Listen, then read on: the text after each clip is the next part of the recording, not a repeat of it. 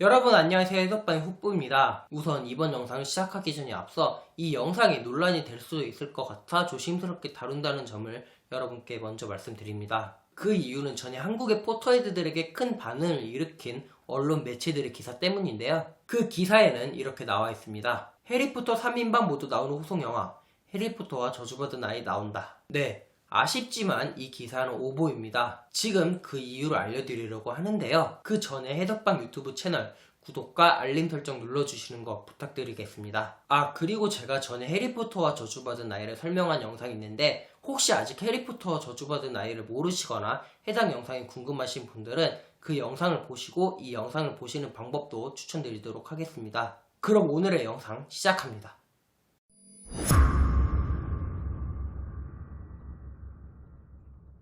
사실 이 기사가 나오기 전에 해리포터와 저주받은 아이와 관련된 새로운 소식들이 나오긴 하였습니다. 하지만 그 기사는 영화와 전혀 관련이 없는 새로운 소식들인데요. 저는 그 새로운 소식들이 담긴 영상을 만들고 있던 중 해당 기사를 접하게 되었고 한국의 포토헤드 분들이 잘못된 소식이 담긴 기사를 믿게 하면 안 되겠다는 생각이 들어 전에 만들고 있던 영상을 엎고 이렇게 새로운 영상을 만들고 있습니다. 자, 그럼 오보가 난 해당 기사를 요약해서 그 기사 내용을 여러분께 전해드리도록 하겠습니다. 요약을 하면 이렇습니다. 1번 다니엘 레드클리프와 루퍼트 그린트 그리고 엠마 왓슨이 출연할 예정이며 워너브라더스가 이미 해당 작품의 판권을 구매한 후 제작에 착수한 것으로 알려졌다.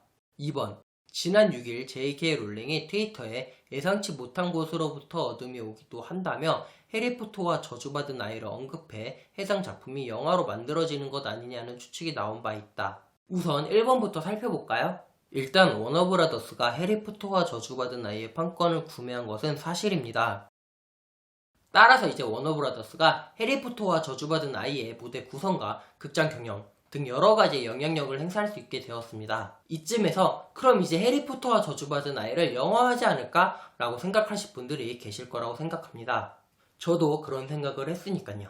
하지만 워너브라더스는 아직 해리포터와 저주받은 아이를 영화화할 계획이 없는 걸로 보입니다. 그 이유는 최근 이저딩 월드에 따르면 해리포터와 저주받은 아이는 영화화할 계획이 아직 없다고 공식적으로 밝혔기 때문입니다. 그리고 워너브라더스 측에서 영화 제작에 착수를 했으면 뭔가 공식 발표가 있어야 하는데 현재 워너브라더스 픽처스 SNS 계정에는 해리포터와 관련된 소식이 아무것도 없으며 심지어 다니엘 레드클리프, 루퍼트 그린트, 엠마 왓슨 중 유일하게 SNS를 하는 엠마 왓슨의 계정 최근 소식들은 그녀가 참여하는 캠페인 소식들과 12월에 개봉하는 리트우먼과 관련된 소식들 그리고 J.K. 롤링의 생일을 축하하는 게시물만 있을 뿐 해리포터와 관련된 소식은 없습니다.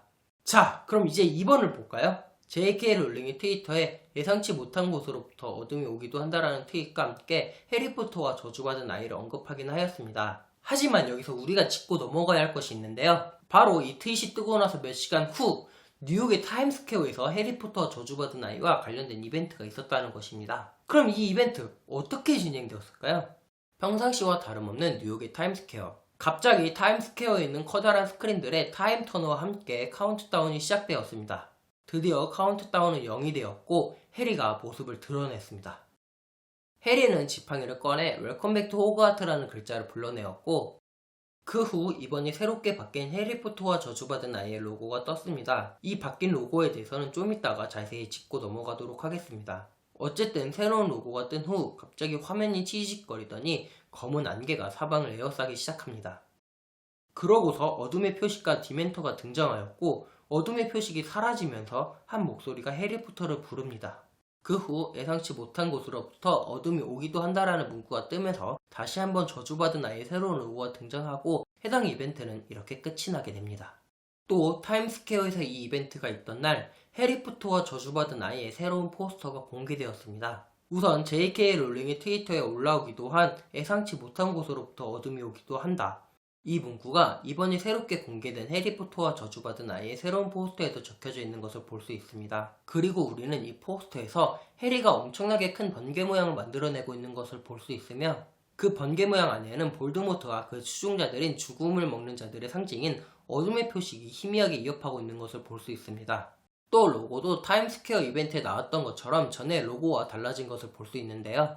이번에 새롭게 바뀐 로고는 영화 시리즈의 로고와 똑같이 바뀐 것을 확인할 수 있습니다. 이 로고 변경은 워너브라더스가 해리포터와 저주받은 아이의 판권을 획득한 후 시행한 첫 번째 행동이며 현재 저주받은 아이가 상연되는 극장들과 프로그램북, 전단지 등 여러 가지가 이 새로운 로고로 바뀐 것을 확인할 수 있습니다. 그리고 아까 알려드린 타임스퀘어 이벤트는 이 새로운 로고를 발표하기 위한 행사였고요.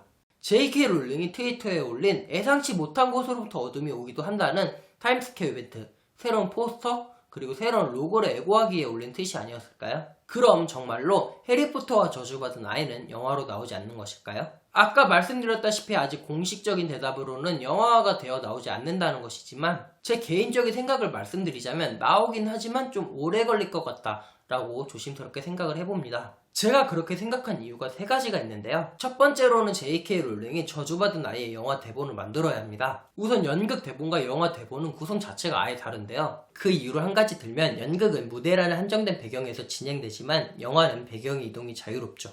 따라서 앞에서 말씀드렸다시피 영화 계획은 아직 없다고 하였으니 아직 영화 대본은 만들지 않았을 것이라고 생각합니다.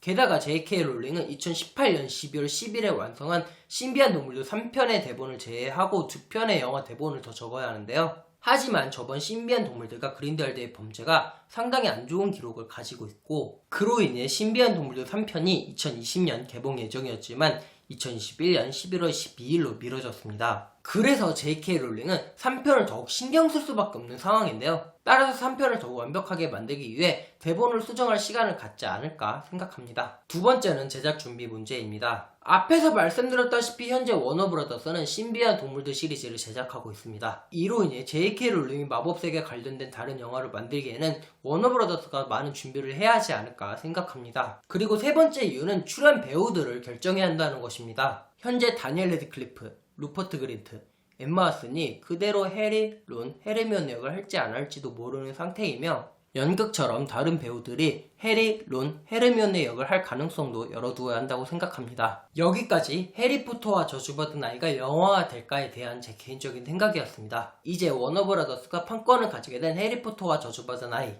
앞으로 저주받은 아이가 어떻게 변할지 굉장히 궁금합니다. 그럼 영상 여기서 마치도록 하고요. 만약 이 영상이 여러분께 유익하셨다면 밑에 좋아요 버튼 눌러주시는 거 부탁드리도록 하겠습니다.